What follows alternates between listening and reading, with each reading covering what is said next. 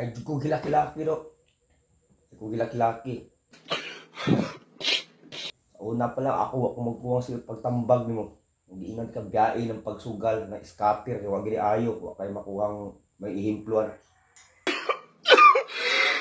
Ano maglakila ka? Katiguang na nimo. Awal mo dagway. Ano sa mo dagway itong sugal o? Maglakila ka na ko. Daghan na kay kong nadunggan.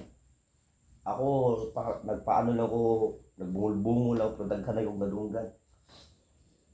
Ang inyong mga appliances, ang mga gamit ninyo, ang hinaguan sa imong asawa, intahan mo na asa gawas, imo nang ipabaligya para matustusan ng pamusta sa imong pagsugal.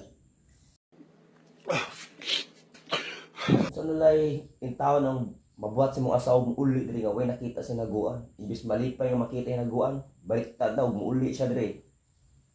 Discouraged, dismayado. Ay way nakita sa hinaguan. So, napunta na sa scatter.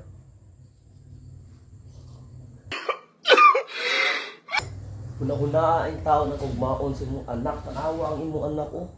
Ha? Imong anak tanawa, yung tawag kugmaon sa layo imong dagway sa imong anak.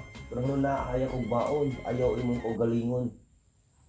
Pag usab na doy, unsang taon kay. Pag usab na sunod bakita pati sunod pag suga makibaw, pasensyahay ta.